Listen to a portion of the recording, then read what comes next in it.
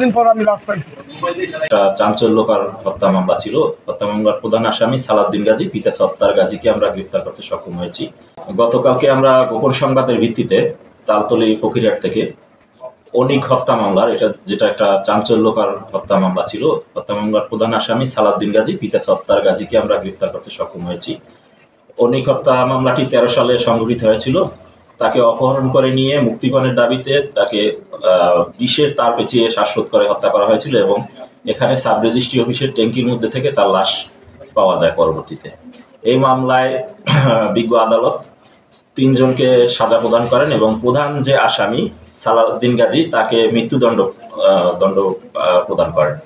তা সে এই মামলা হওয়ার পর থেকে এবং রায় হওয়ার পর থেকে প্রায় 9 বছর ভারতে পলাতক ছিল এবং আমরা গোপন সংবাদের ভিত্তিতে তাকে গতকালকে রাত 9টায় গ্রেফতার করতে সক্ষম হয়েছি। আজকে আমরা তাকে বিজ্ঞ আদালতে প্রেরণ করব। 2013 থেকে ছেলে আমরা বাজারে গেছি।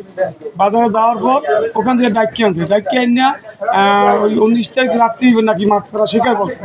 মারার পর ওই পরের দিন 20 তারিখ আমার কাছে মুক্তিপণ সকাল 9টার দিকে 3 লাখ টাকা মুক্তিপণ চাইছে। যাওয়ার পর বলছে যে আপনার ছেলে পুরো কাটা আসেন, সে জায়গায় ওই আপনার ছেলেকে আমরা দেবো, 3 লাখ টাকা দেবো। তারপর ওই জায়গায় যাওয়ার পর আর বাইরে যায় না। পরে আমি 22 থেকে এই মামলা করছি থানায়।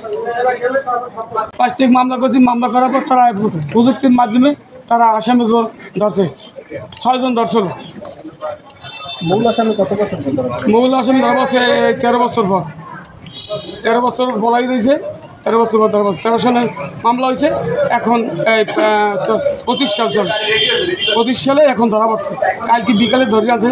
তারপরে দিয়ে এখন আমি এটা তো বিচার কোর্ট থেকে বিচার হয়েছে ফাঁসি।